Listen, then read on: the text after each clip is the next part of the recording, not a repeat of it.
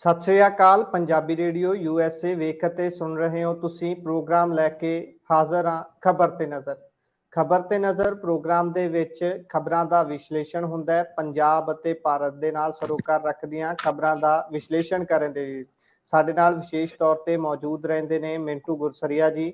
ਸੋ ਮਿੰਟੂ ਜੀ ਦੇ ਵੱਲ ਵਧਣ ਤੋਂ ਪਹਿਲਾਂ ਸਭ ਤੋਂ ਪਹਿਲਾਂ ਅੱਜ ਦੇ ਸਪਾਂਸਰਸ ਦਾ ਧੰਨਵਾਦ ਕਰਦੇ ਚੱਲਦੇ ਹਾਂ, ਜਿਨ੍ਹਾਂ ਦੇ ਵਿੱਚ ਸਭ ਤੋਂ ਪਹਿਲਾਂ ਖਾਲਸਾ ਇੰਸ਼ੋਰੈਂਸ ਏਜੰਸੀ ਪਿਛਲੇ 3 ਦਹਾਕਿਆਂ ਤੋਂ ਇੰਸ਼ੋਰੈਂਸ ਦੇ ਖੇਤਰ ਦੇ ਵਿੱਚ ਸੇਵਾਵਾਂ ਨਿਭਾ ਰਹੇ ਨੇ।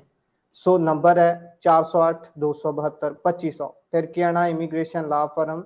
ਜੇ ਟਿਰਕੀਆਣਾ ਉਹਨਾਂ ਦੇ ਨਾਲ ਸੰਪਰਕ ਕਰ ਸਕਦੇ ਹੋ ਜੇਕਰ US ਇਮੀਗ੍ਰੇਸ਼ਨ ਸੰਬੰਧੀ ਕਿਸੇ ਵੀ ਤਰ੍ਹਾਂ ਦੀ ਜਾਣਕਾਰੀ ਚਾਹੁੰਦੇ ਹੋ।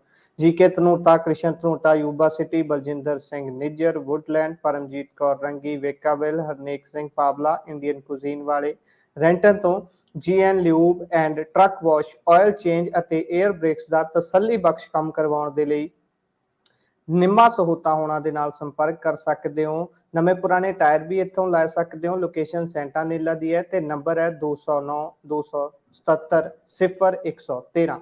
ਬੂਟਾ ਸਿੰਘ ਰਾਣੀਪੁਰ ਫ੍ਰਿਜ਼ਨੋ। ਸਪਾਂਸਰਸ ਦਾ ਇੱਕ ਵਾਰ ਮੋੜ ਤੋਂ ਬਹੁਤ ਬਹੁਤ ਧੰਨਵਾਦ ਹੈ। ਸੋ ਹੁਣ ਰੁਖ ਕਰਦੇ ਹਾਂ ਖਬਰਾਂ ਦਾ। ਸਭ ਤੋਂ ਪਹਿਲਾਂ ਸਵਾਗਤ ਕਰੀਏ ਮਿੰਟੂ ਜੀ ਦਾ। ਸਤਿ ਸ਼੍ਰੀ ਅਕਾਲ ਮਿੰਟੂ ਜੀ।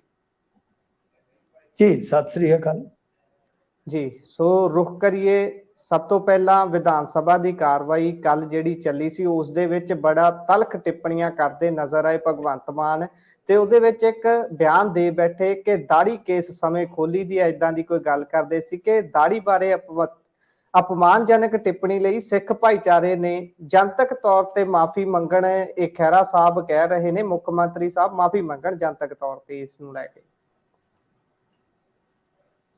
ਦੇਖੋ ਅਨਪਾਰਲੀਮੈਂਟਰੀ ਵਾਰਡਸ ਇਹਦੇ ਤੇ ਪਿਛਲੇ ਦਿਨੀ ਇੰਡੀਆ 'ਚ ਇੱਕ ਬਹਿਸ ਛੜੀ ਸੀਗੀ ਤੇ ਇੱਕ ਸੂਚੀ ਵੀ ਜਾਰੀ ਕੀਤੀ ਗਈ ਸੀਗੀ ਸਦਨ ਦੇ ਵਿੱਚ ਵੀ ਇਹ ਸ਼ਬਦ ਜਿਹੜੇ ਉਹ ਨਹੀਂ ਬੋਲੇ ਜਾਣਗੇ।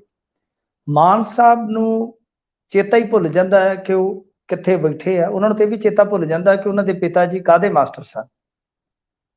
ਇੱਕ ਮਿੰਟ 'ਚ ਉਹ ਮੈਥ ਮਾਸਟਰ ਕਹਿ ਦਿੰਦੇ, ਇੱਕ ਮਿੰਟ 'ਚ ਸਾਇੰਸ ਮਾਸਟਰ ਕਹਿ ਦਿੰਦੇ ਨੇ। ਜਦੋਂ ਤੁਹਾਨੂੰ ਇਹ ਚੇਤਾ ਹੀ ਨਾ ਰਵੇ ਕਿ ਮੈਂ ਖਲੋਤਾ ਕਿੱਥੇ ਆ ਤੇ ਮੈਂ ਕਿਸ ਪੋਜੀਸ਼ਨ ਤੇ ਆ, ਤੇ ਫਿਰ ਕੀ ਕੀਤਾ ਜਾ ਸਕਦਾ ਹੈ। ਦੇਖੋ ਸਦਨ ਦੇ ਵਿੱਚ ਹਮਲੇ ਹੁੰਦੇ ਨੇ, ਕਟਾਕਸ਼ ਹੁੰਦੇ ਨੇ, ਤੰਜ਼ ਹੁੰਦੇ ਨੇ, ਪਰ ਰਾਜਪਾਲ ਦੀਆਂ ਚਿੱਠੀਆਂ ਨੂੰ ਲਵ ਲੈਟਰ ਦੱਸ ਦੇਣਾ। ਅੱਜ ਰਾਜਪਾਲ ਵੀ ਆ ਗਿਆ ਮੈਦਾਨ 'ਚ। ਰਾਜਪਾਲ ਦਾ ਇੱਕ ਮਜ਼ਾਕ ਉਡਾਉਣਾ, ਤਾਂ ਇਹ ਆਪਣੇ ਆਪ ਦੇ ਵਿੱਚ ਇਹਨਾਂ ਨੂੰ ਸੋਚਣਾ ਵਿਚਾਰਨਾ ਪਵੇਗਾ ਕਿ ਤੁਸੀਂ ਹੁਣ ਭਗਵੰਤ ਮਾਨ ਦੇ ਤੌਰ ਤੇ ਨਹੀਂ ਬੋਲਦੇ, 3 ਕਰੋੜ ਲੋਕਾਂ ਦੇ ਮੁੱਖ ਮੰਤਰੀ ਦੇ ਤੌਰ ਤੇ ਬੋਲਦੇ ਹੋ। ਤੁਸੀਂ ਕਮੇਡੀਅਨ ਨਹੀਂ ਹੋ, ਤੁਸੀਂ ਇੱਕ ਬਹੁਤ ਵੱਡੀ ਵਿਰਾਸਤ ਵਾਲੀ ਸਟੇਟ ਦੇ ਚੀਫ ਮਿਨਿਸਟਰ ਹੋ, ਉਹ ਵੀ ਚੁਣੇ ਹੋਏ। ਤਾਂ ਸੋਚਣਾ ਪਵੇਗਾ, ਵਿਚਾਰਨਾ ਪਵੇਗਾ। ਤਾਂ ਇਹਨਾਂ ਨੇ ਦੇਖੋ ਉਹ ਜਿਹੜਾ ਸ਼ਬਦ ਬੋਲਿਆ ਸੀਗਾ ਕਿ ਮੈਂ ਆਪਣੇ ਆਪ ਨੂੰ ਸਿੱਖ ਦਰਸਾ ਰਹੇ ਸਨ ਕਿ ਮੈਂ ਵੱਡਾ ਸਿੱਖ ਹਾਂ ਜੀ। ਇੱਕ ਤੇ ਇਹ ਵੀ ਦੌੜ ਲੱਗੀ ਰਹਿੰਦੀ ਹੈ, ਪਰ ਜਿਹੜਾ ਅਸਲੀ ਸਿੱਖ ਵੱਡਾ ਸਿੱਖ ਹੈ ਕਿ ਉਹ ਲੋਕਾਂ ਨੂੰ ਦੱਸਦਾ ਕਿ ਮੇਰਾ ਕੱਦ ਐਡਾ ਵੱਡਾ। ਜਿਹਨੂੰ ਦੱਸਣ ਦੀ ਲੋੜ ਪਵੇ ਤਾਂ ਫਿਰ ਮੇਰੇ ਖਿਆਲ ਦੇ ਨਾਲ ਬਹੁਤ ਵੱਡਾ ਸਵਾਲ ਹੈ। ਆਖੇ ਜੀ ਮੈਂ ਤੇ ਕੋਈ ਪ੍ਰੋਟੋਕਾਲ ਨਹੀਂ ਦੇਖਦਾ, ਮੈਂ ਤਾਂ ਆਮ ਸਿੱਖ ਸ਼ਰਧਾਲੂ ਵਾਂਗ ਜਾਣਾ। ਜਦੋਂ ਪਹਿਲੀ ਕਿ ਦੂਜੀ ਫੇਰੀ ਸੀ ਦਰਬਾਰ ਸਾਹਿਬ ਦੀ, ਉਹ ਖਬਰਾਂ ਕੱਢ ਕੇ ਵੇਖੋ ਕਿ ਕਿੰਨੇ ਮਿੰਟ ਸੰਗਤ ਰੋਕੀ ਗਈ ਸੀਗੀ ਉੱਥੇ ਦਰਬਾਰ ਸਾਹਿਬ ਦੇ ਅੰਦਰ। ਤਾਂ ਖੈਰ ਇਹ ਚਲੋ ਇਹਨਾਂ ਦੀਆਂ ਗੱਲਾਂ ਨੇ, ਇਹਨਾਂ ਦੀਆਂ ਬਾਤਾਂ ਨੇ। ਤਾਂ ਉਹ ਜਿਹੜਾ ਬਈ ਇਹ ਜਦੋਂ ਜੀ ਕਰਦਾ ਦਾੜੀ ਖੋਲੀ ਕਰ ਰੱਖ ਲੈਂਦੇ ਆ, ਮਤਲਬ ਕਿ ਉਹ ਇਸ਼ਾਰਾ ਤਾਂ ਸੁਖਬੀਰ ਸਿੰਘ ਬਾਦਲ ਵੱਲ ਸੀ। ਅੱਜ ਕੱਲ ਉਹਨਾਂ ਨੇ ਦਾੜਾ ਪ੍ਰਕਾਸ਼ ਕਰਨਾ ਸ਼ੁਰੂ ਕਰ ਦਿੱਤਾ ਹੈ।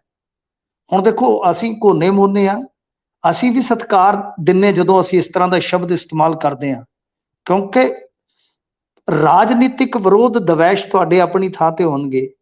ਸਿੱਖਾਂ ਦੀ ਇੱਕ ਕਹਿ ਲਓ ਕਿ ਜਿਹੜੀ ਸਾਡੀ ਇੱਕ ਸ਼ਬਦਾਂ ਦੀ ਮਰਿਆਦਾ ਹੈ ਸਿੱਖਾਂ ਦੇ ਪ੍ਰਤੀ, ਕਿ ਕਕਾਰ ਨੇ ਜਾਂ ਹੋਰ ਚੀਜ਼ਾਂ ਨੇ, ਕਿ ਅਸੀਂ ਉਹਨਾਂ ਨੂੰ ਅਦਬ ਬਖਸ਼ੀਏ। ਜਦੋਂ ਆਹ ਗੱਲ ਇੱਕ ਸਾਡੇ ਵਰਗਾ ਸਧਾਰਨ ਬੰਦਾ ਸਮਝਦਾ ਜਾਂ ਹੋਰ ਜਿਹੜਾ ਵੀ ਕੋਈ ਜ਼ਿੰਮੇਵਾਰ ਬੰਦਾ ਇਹ ਗੱਲ ਸਮਝਦਾ ਹੈ ਕਿ ਅਸੀਂ ਉਹਨਾਂ ਨੂੰ ਅਦਬ ਦੇਣਾ ਇਹਨਾਂ ਚੀਜ਼ਾਂ ਨੂੰ, ਜਾਂ ਹੋਰ ਦੂਸਰੇ ਧਰਮ ਦੇ ਵੀ ਹੈ, ਤੇ ਇੱਕ ਮੁੱਖ ਮੰਤਰੀ ਨੂੰ ਇੰਨਾ ਨਹੀਂ ਪਤਾ ਹੈਗਾ। ਨਾਲੇ ਦੂਜੀ ਗੱਲ ਇਹ ਹੈ ਕਿ ਤੁਸੀਂ ਸੁਖਬੀਰ ਸਿੰਘ ਬਾਦਲ ਨੂੰ ਮੰਦਬੁੱਧੀ ਕਿਹਾ, ਉਹਨੇ ਤੁਹਾਨੂੰ ਪਾਗਲ ਕਹਿ ਦਿੱਤਾ। ਤੁਸੀਂ ਇੱਕ ਦੂਜੇ ਨੂੰ ਜੋ ਮਰਜ਼ੀ ਕਹਿ ਕੇ ਲੋਕਾਂ ਨੂੰ ਜੋ ਮਰਜ਼ੀ ਬਣਾਈ ਚੱਲੋ। ਪਰ ਜੀ ਹੁਣ ਜੀ ਤੁਸੀਂ ਇਸ ਤਰ੍ਹਾਂ ਕੇਸਾਂ ਤੱਕ ਪਹੁੰਚੋ, ਇਹ ਵੈਸੇ ਵੀ ਨਿੱਜੀ ਗੱਲਾਂ ਤੇ ਪਹੁੰਚੋ, ਤਾਂ ਮੈਨੂੰ ਲੱਗਦਾ ਕਿ ਠੀਕ ਨਹੀਂ ਹੈਗਾ। ਜੋ ਸੁਖਬੀਰ ਸਿੰਘ ਬਾਦਲ ਨੇ ਨਿੱਜੀ ਟਿੱਪਣੀ ਕੀਤੀ, ਪਾਗਲ ਜਿਹਾ, ਉਹ ਵੀ ਠੀਕ ਨਹੀਂ। ਪਰ ਤੁਸੀਂ ਮੰਦਬੁੱਧੀ ਕਿੰਨੀ ਵਾਰੀ ਕਿਹਾ ਕਿ ਇਹ ਠੀਕ ਹੈ।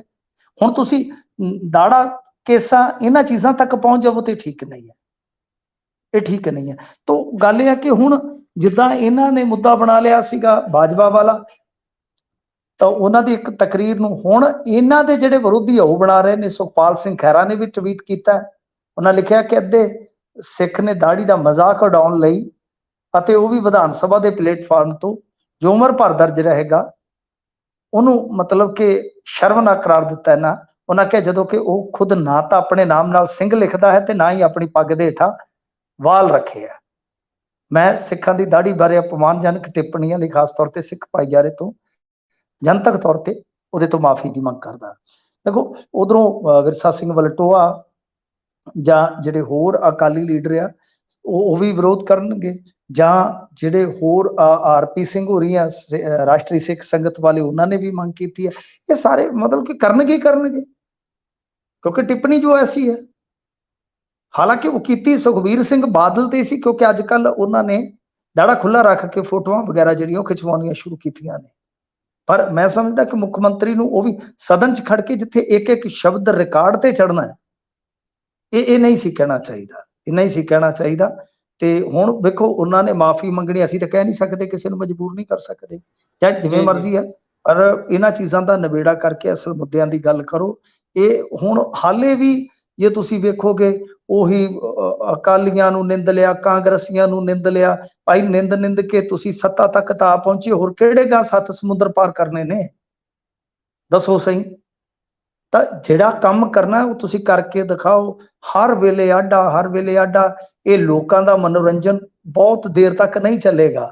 ਇਹ ਤੁਹਾਡੇ ਸਮਰਥਕ ਤੁਹਾਨੂੰ ਉਹ ਕਹੀ ਜਾਂਦੇ ਸ਼ਾਵਾ ਚੱਕਦੇ, ਉਹ ਕਰ ਦਿੱਤਾ, ਇਹ ਕਰ ਦਿੱਤਾ, ਪਰ ਅਖੀਰੀ ਜਦੋਂ ਫਿਰ ਨਵੇੜੇ ਹੁੰਦੇ ਆ ਨਾ, 5 ਸਾਲਾਂ ਨੂੰ ਹੋ ਜਾਣ, 10 ਸਾਲਾਂ ਨੂੰ ਹੋ ਜਾਣ, ਔਖਾ ਹੁੰਦਾ ਬੰਦਾ।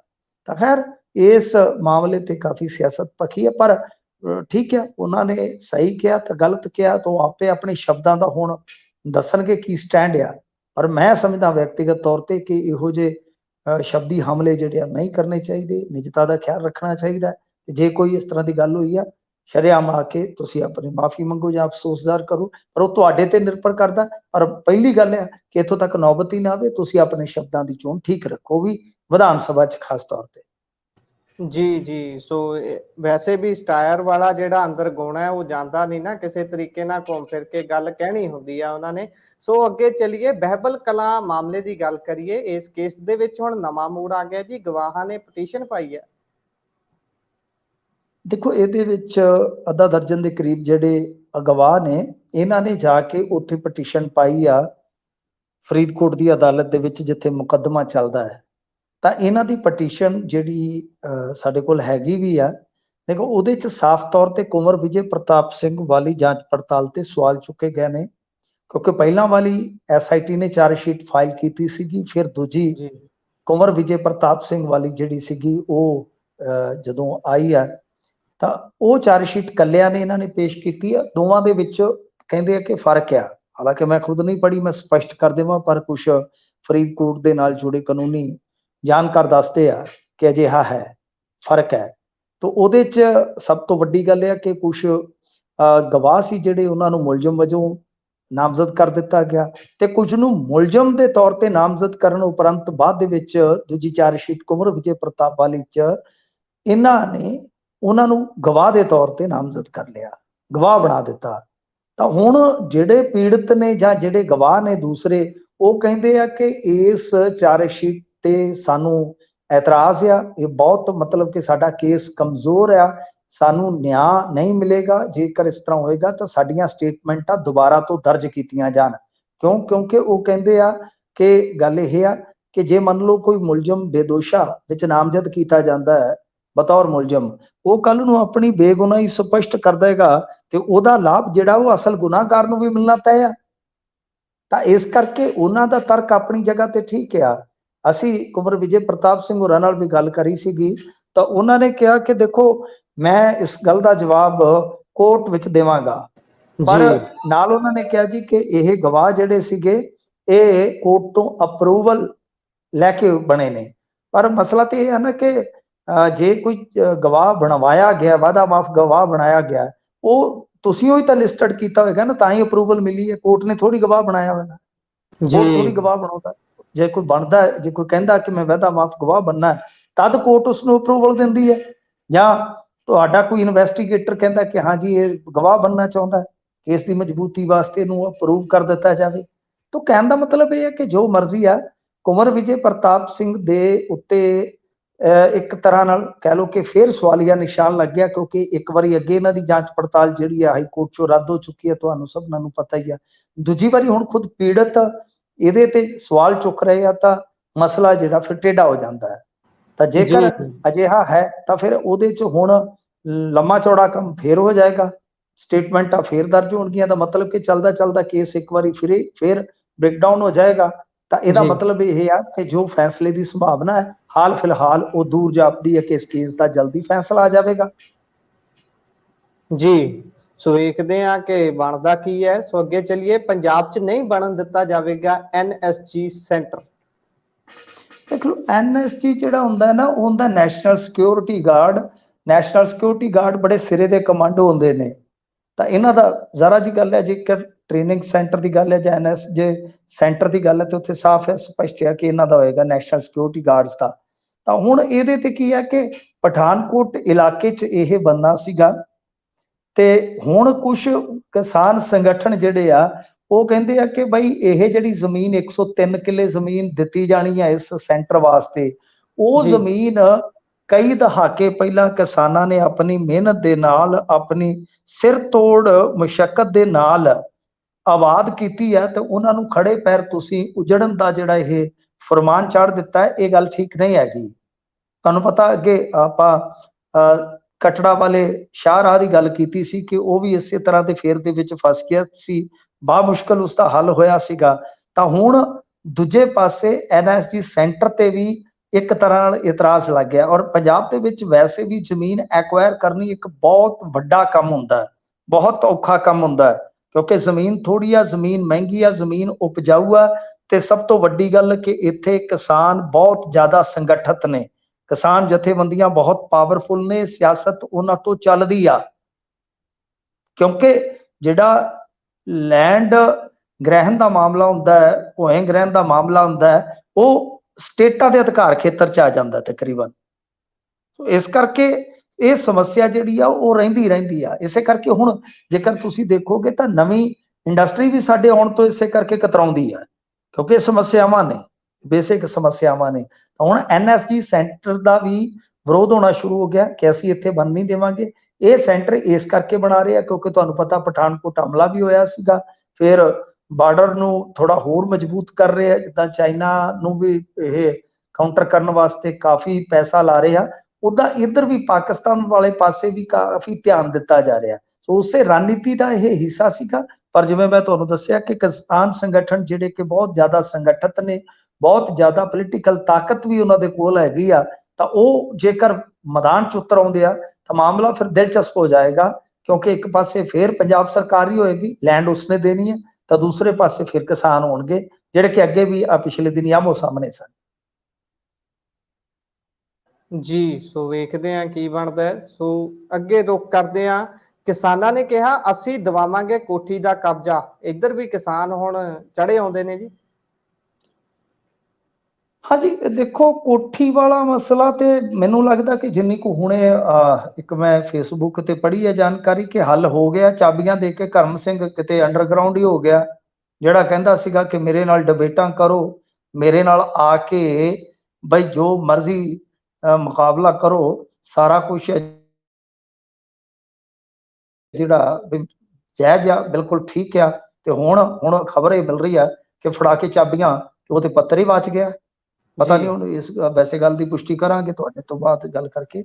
ਤਾਂ ਦੇਖੋ ਕਿਸਾਨ ਸੰਗਠਨ, ਕਿਸਾਨ ਜਥੇਬੰਦੀਆਂ, ਕੁਝ ਖੱਬੇ ਪੱਖੀ ਜਥੇਬੰਦੀਆਂ, ਉਧਰੋਂ ਸੁਖਪਾਲ ਸਿੰਘ ਖਹਿਰਾ, ਉਹਨਾਂ ਨੇ ਵੀ ਪ੍ਰੋਗਰਾਮ ਉਲੀਕਿਆ ਸੀਗਾ। ਡਾਕਟਰ ਧਰਮਵੀਰ ਗਾਂਧੀ ਦੀ ਵੀ ਇੱਕ ਟੀਮ ਉੱਥੇ ਮੌਜੂਦ ਹੈ। ਮਤਲਬ ਕਿ ਜਗਰਾਉਂ ਦੇ ਵਿੱਚ ਕਾਫੀ ਜ਼ਿਆਦਾ ਘੇਰਾਬੰਦੀ ਹੋ ਗਈ ਸੀ, ਇਸ ਕਰਕੇ ਜਗਰਾਉਂ 'ਚ ਆਮ ਆਦਮੀ ਪਾਰਟੀ ਦੇ ਵਿਧਾਇਕਾ ਬੀਬੀ ਮਾਣੂ ਕੇ ਇੱਕ ਪ੍ਰੈਸ ਕਾਨਫਰੰਸ ਕਰਕੇ ਚਾਬੀਆਂ ਸੁੱਟ ਕੇ ਉਸ ਤੋਂ ਬਾਅਦ ਤੁਹਾਨੂੰ ਪਤਾ ਹੈ ਦਰਸ਼ਨ ਦੁਰਲਭ ਕਰ ਗਏ ਸਨ। ਫਿਰ ਕਰਮ ਸਿੰਘ ਕਹਿੰਦਾ ਕਿ ਇਹ ਤੇ ਮਾਮਲਾ ਹੀ ਜੀ ਫਰਜ਼ੀਵਾੜਾ ਹੈ। ਫਿਰ ਉੱਤੇ ਬਾਅਦ ਮਲੂਕ ਸਿੰਘ ਜਿਹੜਾ ਤਹਿਸੀਲਦਾਰ ਸੀ ਉਹ ਰਗੜਿਆ ਗਿਆ, ਉਹਦਾ ਵੀ ਲਿਸਟ ਦੇ ਵਿੱਚ ਨਾਂ ਆ ਗਿਆ। ਤੇ ਹੁਣ ਖਬਰ ਇਹ ਆ ਰਹੀ ਹੈ, ਜੇ ਇਹ ਖਬਰ ਆ ਰਹੀ ਹੈ ਤਾਂ ਫਿਰ ਇਸ ਖਬਰ ਦੀ ਤਾਂ ਕੋਈ ਮੇਰੇ ਖਿਆਲ ਦੇ ਨਾਲ ਰੈਲੀਵੈਂਸੀ ਨਹੀਂ ਰਹਿ ਜਾਂਦੀ। ਕਿਉਂਕਿ ਜਦੋਂ ਜੇ ਖਬਰ ਪੁਸ਼ਟ ਹੋ ਜਾਂਦੀ ਆ, ਜੇ ਇਹ ਖਬਰ ਸਹੀ ਸਾਬਤ ਹੁੰਦੀ ਹੈ, ਜਿਹੜੀ ਮੈਨੂੰ ਹੁਣੇ ਜਾਣਕਾਰੀ ਮਿਲ ਰਹੀ ਆ, ਤੇ ਮੈਨੂੰ ਮੈਸੇਜ ਵੀ ਆ ਰਿਹਾ, ਇਨਫੈਕਟ ਹੁਣੇ ਤੁਹਾਡੇ ਨਾਲ ਗੱਲ ਕਰਦੇ ਆ ਤਾਂ ਉਹਦੇ ਵਿੱਚ ਵੀ ਉਹ ਚਲੋ ਕੋਈ ਸਾਨੂੰ ਐਪਰੀਸ਼ੀਏਟ ਕਰ ਰਹੇ ਨੇ, ਕਿਉਂਕਿ ਅਸੀਂ ਕਿਸੇ ਪੱਖ ਤੋਂ ਮਤਲਬ ਕਿ ਕਮੀ ਨਹੀਂ ਰਹਿਣ ਦਿੰਦੇ ਇਹੋ ਜਿਹੇ ਮਾਮਲੇ ਦੇ ਵਿੱਚ, ਤੇ ਉਹ ਵੀ ਦੱਸ ਰਹੇ ਨੇ ਕਿ ਹਾਂਜੀ ਮਸਲਾ ਹੱਲ ਹੋ ਗਿਆ ਹੈ। ਤੋ ਗੱਲ ਇਹ ਹੈ ਕਿ ਹੁਣ ਕਿਸਾਨ ਸੰਗਠਨਾਂ ਦਾ ਦਬਾਅ ਕਹਿ ਸਕਦੇ ਆ, ਕੁਝ ਸਿਆਸਤਦਾਨਾਂ ਦਾ ਦਬਾਅ ਕਹਿ ਸਕਦੇ ਆ, ਮੀਡੀਆ ਦੇ ਇੱਕ ਛੋਟੇ ਜਿਹੇ ਹਿੱਸੇ ਦਾ ਵੀ ਦਬਾਅ ਸੀ, ਬਹੁਤਾ ਵੱਡਾ ਹਿੱਸਾ ਤੇ ਆਪ ਹੀ ਦਬ ਗਿਆ ਸੀ। ਇਨਫੈਕਟ ਇਸ ਮਾਮਲੇ ਦੇ ਵਿੱਚ ਤੇ ਮੀਡੀਆ ਵਾਲੇ ਤੇ ਸੁਖਪਾਲ ਸਿੰਘ ਖਹਿਰਾ ਆਮੋ ਸਾਹਮਣੇ ਵੀ ਹੋ ਗਏ ਸਨ। ਇਸ ਕਰਕੇ ਬਈ ਜੇ ਇਹ ਖਬਰ ਸੱਚੀ ਹੈ ਤਾਂ ਮੇਰੇ ਖਿਆਲ ਦੇ ਨਾਲ ਫਿਰ ਦੂਸਰੀ ਗੱਲ ਕਰਨ ਦੀ ਤੋਕੀ ਨਹੀਂ ਬਣਦੀ, ਤੇ ਸਗੋਂ ਵਧੀਆ ਗੱਲ ਹੈ ਕਿ ਉਹਨਾਂ ਨੂੰ ਚਾਬੀਆਂ ਮਿਲ ਗਈਆਂ, ਮਿਹਨਤ ਉਹਨਾਂ ਦੇ ਕੰਮ ਆਈ। ਜੀ ਇਹ ਤਾਂ ਹੈ। ਸੋ ਹੁਣ ਗੁਰਬਾਣੀ ਪ੍ਰਸਾਰਣ ਦੇ ਮਾਮਲੇ ਤੇ ਆਉਂਦੇ ਆ। ਗੁਰਬਾਣੀ ਪ੍ਰਸਾਰਣ ਦੇ ਉੱਪਰ ਹੁਣ ਅਕਾਲੀ ਦਲ ਦਾ ਵੀ ਬਿਆਨ ਸਾਹਮਣੇ ਆਇਆ। ਉਹ ਕਹਿੰਦੇ IPL ਮੈਚਾਂ ਵਾਂਗ ਹਰੇਕ ਚੈਨਲ ਤੇ ਪ੍ਰਸਾਰਿਤ ਨਹੀਂ ਕੀਤੀ ਜਾ ਸਕਦੀ ਗੁਰਬਾਣੀ। ਕੀ ਹੈ ਜੀ ਇਸ ਦੀ ਤਫਸੀਰ?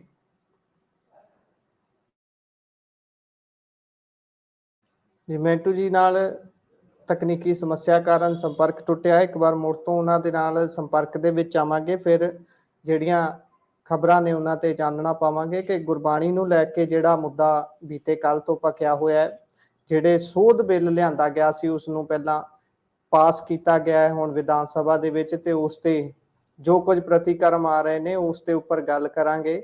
ਸੋ ਜਲਦ ਹੀ ਮਿੰਟੂ ਜੀ ਸਾਡੇ ਨਾਲ ਮੁੜ ਤੋਂ ਜੁੜਨਗੇ।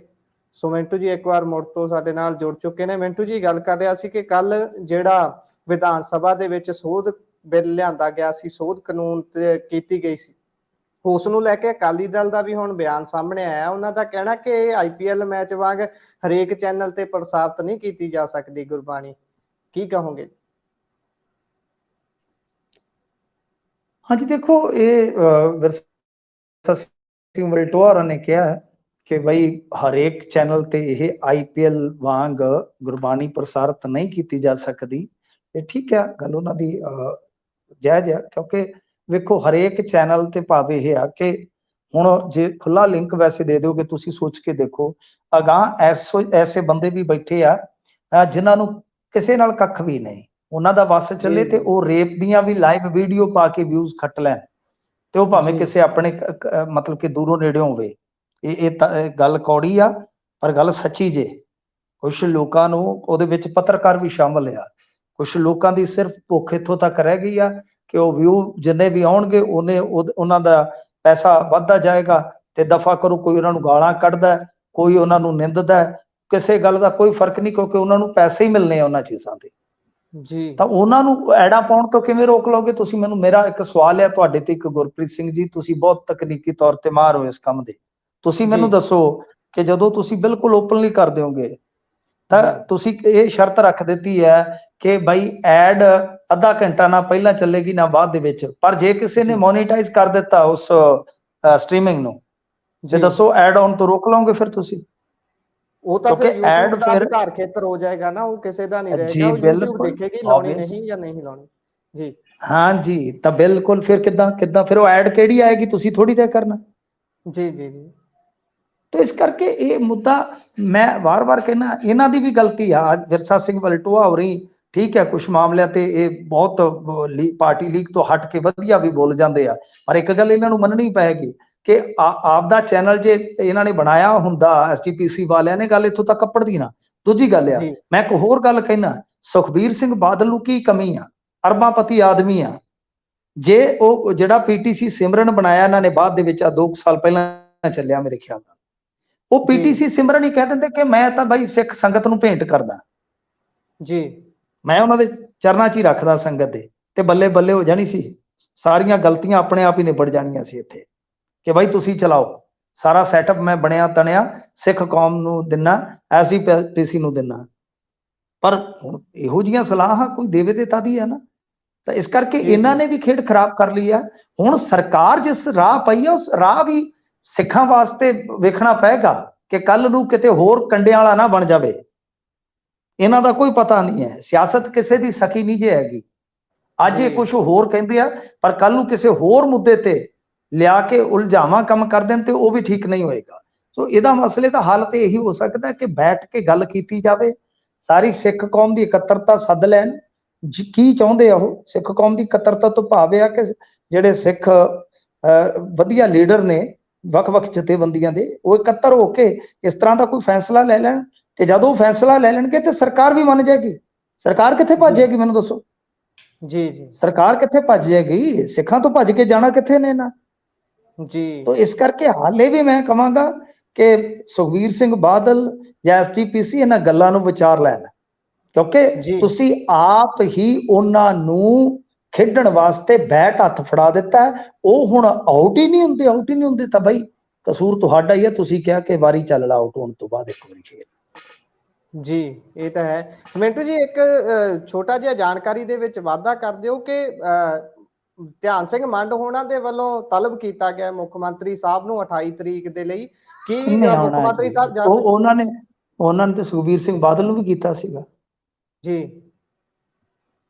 ਨਹੀਂ ਜਾ ਉਹ ਤੇ ਸਕਦੇ ਆਪ ਆਪੋ ਵਿੱਚ ਦੇ ਨਹੀਂ, ਕਦੇ ਨਹੀਂ ਜਾਣਾ ਜੀ ਇਹਨਾਂ ਨੇ ਜਾਣਾ। ਉਹਨਾਂ ਨੇ ਤੇ ਕੈਪਟਨ ਅਮਰਿੰਦਰ ਸਿੰਘ ਨੂੰ ਵੀ ਕੀਤਾ ਹੋਇਆ ਸੀ ਜੀ, ਉਹਨਾਂ ਨੇ ਛੱਡਿਆ ਕਿਹੜਾ ਜੀ। ਸੋ ਅੱਗੇ ਚੱਲਦੇ ਆ, ਗੱਲ ਐਮਪੀ ਦੀਆਂ ਖਿਡਾਰਨਾਂ ਦੀ ਕਰਦੇ ਆ। ਵੀਡੀਓ ਬਹੁਤ ਵਾਇਰਲ ਹੋ ਰਹੀ ਹੈ ਤੇਜ਼ੀ ਨਾਲ ਕਿ ਐਮਪੀ ਦੀਆਂ ਖਿਡਾਰਨਾਂ ਪੰਜਾਬ ਅੰਦਰ ਆ ਕੇ ਬੇਸੁੱਧ ਹੋਈਆਂ ਜੀ। ਹਾਂਜੀ ਦੇਖੋ, ਇਹ ਖਿਡਾਰਨਾਂ ਜਿਹੜੀਆਂ ਸੀਗੀਆਂ ਘੁੰਮਣ ਆਈਆਂ, ਉਸ ਤੋਂ ਬਾਅਦ ਕਹਿੰਦੇ ਆ ਕਿ ਖਾਣਾ ਇਹਨਾਂ ਨੇ ਪੈਕ ਕਰਾਇਆ ਤੇ ਜਦੋਂ ਉਹ ਰਸਤੇ 'ਚ ਗਏ ਨੇ ਇਧਰੋਂ ਮੇਰੇ ਖਿਆਲ ਦੇ ਨਾਲ ਅੰਮ੍ਰਿਤਸਰ ਤੋਂ ਸ਼ਾਇਦ ਲੁਧਿਆਣੇ ਵੱਲ ਨੂੰ ਜਾ ਰਹੇ ਸੀਗੇ ਤੇ ਕਹਿੰਦੇ ਆ ਕਿ ਫਲੌਰ ਜਦੋਂ ਪਹੁੰਚੇ ਨੇ, ਫਲੌਰ ਪਹੁੰਚੇ, ਹੁਣ ਪਤਾ ਨਹੀਂ ਕਿਹੜੇ ਵਾਇਆ ਪਹੁੰਚੇ ਆ, ਤਾਂ ਇਧਰੋਂ ਅਟਾਰੀ ਵਾਲੀ ਸਾਈਡ ਤੋਂ ਗਏ ਨੇ ਤੇ ਕਹਿੰਦੇ ਆ ਕਿ ਪਹੁੰਚਦੇ ਹੀ ਉੱਥੇ 9 ਦੀ ਹਾਲਤ ਜਿਹੜੀ ਸੀ ਉਹ ਵਿਗੜ ਗਈ ਆ। ਤੇ ਵੈਸੇ ਤੇ ਪਹਿਲਾਂ ਖਬਰ ਆਈ ਸੀ 122 ਦੇ ਕਰੀਬ ਗਰੁੱਪ ਸੀਗਾ ਉਹ ਜੀ, ਤੇ ਹੁਣ ਕਹਿੰਦੇ ਕਿ 9 ਦੀ ਜ਼ਿਆਦਾ ਹਾਲਤ ਖਰਾਬ ਹੋਈ ਹੈ। ਵੇਖੋ ਹੁਣ ਕੀ ਗੱਲ ਹੋਈ ਹੈ। ਵੈਸੇ ਤੇ ਗਰਮੀ ਵੀ ਬੜੀ ਆ ਪੰਜਾਬ 'ਚ, ਇਹ ਕਿਉਂਕਿ ਐਮਪੀ ਤੋਂ ਤੇ ਐਮਪੀ ਵੀ ਆਪਣੇ ਵਾਂਗੂ ਖਾਸੀ ਗਰਮੀ ਵਾਲਾ ਸਟੇਟ ਹੈ, ਐਸੀ ਗੱਲ ਨਹੀਂ ਹੈਗੀ। ਤਾਂ ਇਸ ਗੱਲ ਤੋਂ ਤਾਂ ਫਿਰ ਆਪਾਂ ਮੇਰੇ ਖਿਆਲ ਦੇ ਨਾਲ ਇਸ ਬਹਿਸ ਨੂੰ ਨਹੀਂ ਕਰ ਸਕਦੇ ਇਸ ਪੱਖ ਤੋਂ ਕਿ ਗਰਮੀ ਨਾਲ ਇਦਾਂ ਹੋ ਗਿਆ ਹੋਵੇਗਾ। ਫਿਰ ਫੂਡ ਜਿਹੜਾ ਪੈਕ ਕਰਵਾਇਆ, ਹੋ ਸਕਦਾ ਫੂਡ ਦੇ ਵਿੱਚ ਕੋਈ ਗੜਬੜ ਹੋਵੇ, ਤਾਂ ਜਾਂਚ ਕਰਨੀ ਚਾਹੀਦੀ ਹੈ। ਕਿਉਂਕਿ ਸਾਡੇ ਤੇ ਇਸ ਤਰ੍ਹਾਂ ਜਦੋਂ ਵੀ ਕੋਈ ਸੈਲਾਨੀ ਦੇ ਨਾਲ ਕੋਈ ਲੁੱਟ ਖੋਹ ਹੁੰਦੀ ਹੈ, ਕੋਈ ਇਸ ਤਰ੍ਹਾਂ ਦੀ ਮਾੜੀ ਘਟਨਾ ਵਾਪਰਦੀ ਹੈ। ਇੱਕ ਤੇ ਬੀਬੀ ਇੱਥੇ ਕਤਲ ਹੀ ਹੋ ਗਈ ਸੀਗੀ, ਉਹਨੂੰ ਝਪਟਮਾਰਾਂ ਨੇ ਖਿੱਚ ਕੇ ਆਟੋ ਤੋਂ ਥੱਲੇ ਸੁੱਟ ਦਿੱਤਾ ਸੀ, ਉਹ ਵੀ ਅਟਾਰੀ ਤੋਂ ਪਰਤ ਰਹੀ ਸੀਗੀ, ਮਰ ਗਈ ਸੀਗੀ ਉਹ। ਤਾਂ ਜਿਹੜੀਆਂ ਇਸ ਤਰ੍ਹਾਂ ਦੀਆਂ ਘਟਨਾਵਾਂ ਹੁੰਦੀਆਂ ਨੇ ਉਹ ਸਾਡੇ ਵਾਸਤੇ ਬਦਨਾਮੀ ਦਾ ਸਬਬ ਬਣਦੀਆਂ ਨੇ। ਸੋ ਇਸ ਕਰਕੇ ਮੇਰੇ ਖਿਆਲ ਦੇ ਨਾਲ ਇਹ ਜਾਂਚ ਪੜਤਾਲ ਕਰਕੇ ਸਿੱਟਾ ਕੱਢਣਾ ਚਾਹੀਦਾ ਕਿ ਐਕਚੁਅਲ 'ਚ ਵਾਪਰਿਆ ਕੀ ਹੈ। ਜੇ ਫੂਡ ਦੇ ਮਾਮਲੇ 'ਚ ਕੋਈ ਕੁਤਾਹੀ ਹੋਈ ਆ ਹੋਟਲ ਬੰਨਿਓ ਜਾਂ ਢਾਬੇ ਬੰਨਿਓ ਤਾਂ ਕਾਰਵਾਈ ਉਹਨਾਂ ਤੇ ਸਖਤ ਕਰਨੀ ਚਾਹੀਦੀ ਆ। ਜੀ ਜ਼ਿੰਮੇਵਾਰੀ ਹੋਣੀ ਚਾਹੀਦੀ ਹੈ ਤੈਅ ਕਿ ਕਿਸ ਦੇ ਵੱਲੋਂ ਗਲਤੀ ਹੋਈ ਹੈ। ਅੱਗੇ ਚਲੀਏ, ਰਾਜਸਥਾਨ ਦੇ ਵਿੱਚ ਇਸ ਸਮੇਂ ਸਿਆਸਤ ਪੂਰੀ ਭਖੀ ਹੋਈ ਹੈ ਤੇ ਕਾਂਗਰਸ ਕੋਈ ਨਵਾਂ ਪ੍ਰਯੋਗ ਕਰੇਗੀ ਜੀ, ਉੱਥੇ ਕਿਹੜਾ ਪ੍ਰਯੋਗ ਹੈ? ਹਾਂਜੀ ਦੇਖੋ, ਕੁਝ ਦਿਨ ਪਹਿਲਾਂ ਨਾ ਗਹਿਲੋਤ ਦਾ ਇੱਕ ਬਿਆਨ ਕਾਫੀ ਚਰਚਿਤ ਹੋਇਆ ਸੀਗਾ ਤੇ ਕਾਂਗਰਸ ਜਿਹੜੀ ਹੈ, ਕਾਂਗਰਸ ਇੱਕ ਜੋਸ਼ ਦੇ ਘੋੜੇ ਤੇ ਸਵਾਰ ਆ। ਉਹਦਾ ਇੱਕ ਕਾਰਨ ਆ ਕਿਉਂਕਿ ਇਹਨਾਂ ਨੇ ਕਰਨਾਟਕ ਜਿੱਤਿਆ। ਕਰਨਾਟਕ ਬਹੁਤ ਵੱਡਾ ਸਟੇਟ ਸੀ ਸਾਊਥ ਦੇ ਵਿੱਚ, ਭਾਜਪਾ ਨੂੰ ਇੱਕ ਵਾਰੀ ਫੇਰ ਵਕਤ ਦੇ ਵਿੱਚ ਇਹਨਾਂ ਨੇ ਪਾ ਦਿੱਤਾ। ਸੋ ਗਹਿਲੋਤ ਦੀ ਜਿਹੜੀ ਸਟੇਟਮੈਂਟ ਸੀਗੀ ਉਹ ਇਹ ਸੀਗੀ ਕਿ ਦਿੱਲੀ ਦੇ ਵਿੱਚ ਲੰਬੀਆਂ ਬੈਠਕਾਂ ਦਾ ਸਿਸਟਮ ਬੰਦ ਹੋਣਾ ਚਾਹੀਦਾ। 2 ਮਹੀਨੇ ਪਹਿਲਾਂ ਟਿਕਟ ਫਾਈਨਲ ਕਰ ਦਿਓ, ਜਿਹਨੂੰ ਟਿਕਟ ਮਿਲਣਾ ਉਹਨੂੰ ਇਸ਼ਾਰਾ ਕਰ ਦਿਓ, ਉਹ ਲੋਕ ਕੰਮ ਤੇ ਲੱਗ ਜਾਣ। ਮਤਲਬ ਇਹ ਗੱਲ ਉਹ ਕਹਿੰਦੇ ਕਿ ਮੈਂ ਰੰਧਾਵਾ ਸਾਹਿਬ ਨੂੰ ਵੀ ਕਹੀ ਆ, ਜਿਹੜੇ ਕਿ ਇਸ ਵੇਲੇ ਉਥੋਂ ਦੇ ਇੰਚਾਰਜ ਨੇ। ਵੇਖੋ ਗੱਲ ਕੀ ਆ ਕਿ ਇਹ ਜਿਹੜਾ ਸੰਕੇਤ ਦੇ ਰਿਹਾ ਕਿ ਜਿਸ ਕਿਸੇ ਨੂੰ ਵੀ ਬਈ ਤੁਸੀਂ ਟਿਕਟ ਦੇਣਾ ਹੈ, ਉਹ ਟਿਕਟ ਤੁਸੀਂ ਪਹਿਲਾਂ ਹੀ ਇਸ਼ਾਰਾ ਕਰ ਦਿਓ ਉਹਨੂੰ। ਮਸਲਨ ਇਹਨਾਂ ਨੇ ਕਰਨਾਟਕ ਦੇ ਵਿੱਚ ਵੀ ਇਦਾਂ ਕੀਤਾ ਸੀਗਾ ਕਿ ਜਿਹੜੇ ਲੋਕ ਜਾਂ ਜਿਹੜੇ ਇਹਨਾਂ ਦੇ ਲੀਡਰ ਜਿੱਤਣ ਦੀ ਕਾਬਲੀਅਤ ਰੱਖਦੇ ਸਨ ਉਹਨਾਂ ਨੂੰ ਪਹਿਲਾਂ ਹੀ ਜਾਂ ਤਾਂ ਇਹਨਾਂ ਨੇ ਟਿਕਟ ਦੇ ਦਿੱਤੀ ਜਾਂ ਉਹਨਾਂ ਨੂੰ ਅੰਦਰ ਖਾਤੇ ਕਹਿ ਦਿੱਤਾ ਕਿ ਤੁਸੀਂ ਇਲੈਕਸ਼ਨ ਲੜਨ ਦੀ ਤਿਆਰੀ ਕਰੋ। ਤਾਂ ਇਦਾਂ ਹੀ ਹੋ ਸਕਦਾ ਹੈ, ਸੰਭਾਵਨਾ ਹੈ ਕਿ ਬਈ ਇਹ ਕਿਤੇ ਨਾ ਕਿਤੇ ਇੱਧਰ ਰਾਜਸਥਾਨ ਦੇ ਵਿੱਚ ਵੀ ਇਸ ਐਕਸਪੈਰੀਮੈਂਟ ਨੂੰ ਕਰਦੇ ਨੇ। ਇਸ ਐਕਸਪੈਰੀਮੈਂਟ ਦੇ ਜ਼ਰੀਏ ਇਹੀ ਕਰਨ ਕਿ ਤਕਰੀਬਨ ਜਿਵੇਂ ਹੁਣ ਇਹਨਾਂ ਨੇ ਤਾਂ ਦਿਨ ਵੀ ਦੱਸ ਦਿੱਤੇ ਆ ਕਿ 2 ਮਹੀਨੇ ਪਹਿਲਾਂ, ਹੋ ਸਕਦਾ 2 ਮਹੀਨੇ ਦੀ ਬਜਾਏ 3 ਮਹੀਨੇ ਪਹਿਲਾਂ ਹੀ ਟਿਕਟ ਦਾ ਜਿਹੜਾ ਹੈ ਉਹ ਐਲਾਨ ਕਰ ਦਿੱਤਾ ਜਾਵੇ ਜਾਂ ਅੰਦਰ ਖਾਤੇ ਕਹਿ ਦਿੱਤਾ ਜਾਵੇ। ਤਾਂ ਇਹਦੇ ਨਾਲ ਕੀ ਹੋਏਗਾ? ਇਹਦੇ ਨਾਲ ਇਹ ਹੋਏਗਾ ਕਿ ਜਿਹੜਾ ਵੀ ਕੋਈ ਵਿਰੋਧ ਹੋਣਾ ਹੈ ਉਹ ਹੋ ਜਾਏਗਾ, ਉਹ ਸਾਹਮਣੇ ਆ ਜਾਏਗਾ ਤੇ ਉਸ ਨੂੰ ਹੈਂਡਲ ਕਰ ਲਿਆ ਜਾਏਗਾ, ਉਸ ਤਰੀਕੇ ਨਾਲ ਨਜਿੱਠ ਲਿਆ ਜਾਏਗਾ। ਮਤਲਬ ਕਿ ਲੀਡਰਾਂ ਦਾ ਹੁੰਦਾ ਹੀ ਨਾ ਕਿ ਜੇ ਕੋਈ ਮੰਨ ਲਓ ਉੱਥੇ ਦੂਸਰਾ ਇੱਕ ਦਾਅਵੇਦਾਰ ਹੈ ਟਿਕਟ ਦਾ ਜਿਹੜਾ ਕਹਿੰਦਾ ਕਿ ਮੇਰਾ ਹੱਕ ਬਣਦਾ, ਫਿਰ ਉਹਨੂੰ ਵਰਚਾ ਲਿਆ ਜਾਵੇਗਾ ਕਿ ਤੈਨੂੰ ਚੇਅਰਮੈਨੀ ਦੇ ਦਿੱਤੀ ਜਾਏਗੀ ਜਾਂ ਕੁਝ ਹੋਰ। ਤੇ ਜੇਕਰ ਉਹ ਸਮਾਂ ਘੱਟ ਹੁੰਦੇ ਆ, ਇਸ ਤਰ੍ਹਾਂ ਦੀ ਬਗਾਵਤ ਹੁੰਦੀ ਹੈ, ਫਿਰ ਉਧਰੋਂ ਕੰਪੇਨ ਹੁੰਦਾ ਹੈ, ਉਧਰੋਂ ਇਸ ਤਰ੍ਹਾਂ ਦੀ ਬਗਾਵਤ ਜਿਹੜੀ ਹੈ ਉਹ ਫਿਰ ਸੰਭਾਲਣੀ ਔਖੀ ਹੋ ਜਾਂਦੀ ਹੈ। ਸੋ ਇਸ ਕਰਕੇ ਇਹ ਗੁੰਜਾਇਸ਼ ਹੈਗੀ ਆ ਕਿ ਐਕਸਪੈਰੀਮੈਂਟ ਇਹ ਕਰ ਸਕਦੇ ਆ ਜਿੱਦਾਂ ਦੀ ਇਹ ਸਟੇਟਮੈਂਟ ਆਈ, ਔਰ ਇਹ ਇਹਨਾਂ ਨੇ ਸਫਲਤਾਪੂਰਵਕ ਕਰਨਾਟਕ ਦੇ ਵਿੱਚ ਕਰਕੇ ਵੀ ਵਿਖਾਇਆ। ਜੀ, ਪ੍ਰੀ ਪਲੈਨਿੰਗ ਕਰੀ ਬੈਠੇ ਨੇ ਕਿ ਕ੍ਰਾਈਸਿਸ ਦੇ ਨਾਲ ਪਹਿਲੇ ਕਿਵੇਂ ਨਜਿੱਠਣਾ। ਸੋ ਵੇਖਦੇ ਹਾਂ ਬਣਦਾ ਕੀ ਹੈ। ਸੋ ਮਿੰਟੂ ਜੀ, ਤੁਸੀਂ ਖਬਰਾਂ ਤੇ ਚਾਨਣਾ ਪਾਇਆ, ਤੁਹਾਡਾ ਬਹੁਤ ਬਹੁਤ ਧੰਨਵਾਦ ਜੀ। ਸਤਿ ਸ੍ਰੀ ਅਕਾਲ। ਸਤਿ ਸ੍ਰੀ ਅਕਾਲ ਜੀ। ਸੋ ਇਹ ਸਨ ਸਾਡੇ ਨਾਲ ਮਿੰਟੂ ਗੁਰਸਰੀਆ ਜੀ। ਪ੍ਰੋਗਰਾਮ ਤੁਸੀਂ ਸੁਣਿਆ ਹੈ ਖਬਰ ਤੇ ਨਜ਼ਰ। ਪ੍ਰੋਗਰਾਮ ਤੁਹਾਨੂੰ ਕਿਹੋ ਜਿਹਾ ਲੱਗਿਆ? ਆਪਣੇ ਵਿਚਾਰ ਰਾਏ ਟਿੱਪਣੀਆਂ ਤੁਸੀਂ ਕਮੈਂਟ ਬਾਕਸ ਦੇ ਜ਼ਰੀਏ ਸਾਡੇ ਤੱਕ ਪਹੁੰਚਾ ਸਕਦੇ ਹੋ। ਨਾਲ ਦੇ ਨਾਲ ਜੇਕਰ ਪ੍ਰੋਗਰਾਮ ਤੁਹਾਨੂੰ ਚੰਗਾ ਲੱਗਿਆ ਤਾਂ ਆਪਣੇ ਸਾਥੀਆਂ ਦੇ ਨਾਲ ਇਸ ਨੂੰ ਸਾਂਝਾ ਕਰਨਾ ਬਿਲਕੁਲ ਨਹੀਂ ਭੁੱਲਣਾ। ਜੁੜੇ ਰਹੋ ਪੰਜਾਬੀ ਰੇਡੀਓ USA ਦੇ ਨਾਲ। ਪ੍ਰੋਗਰਾਮਾਂ ਦੀ ਲਗਾਤਾਰਤਾ ਬਰਕਰਾਰ ਹੈ। ਮਿਲਦੇ ਹਾਂ ਛੋਟੇ ਜਿਹੇ ਵਕਫੇ ਤੋਂ ਬਾਅਦ। ਧੰਨਵਾਦ।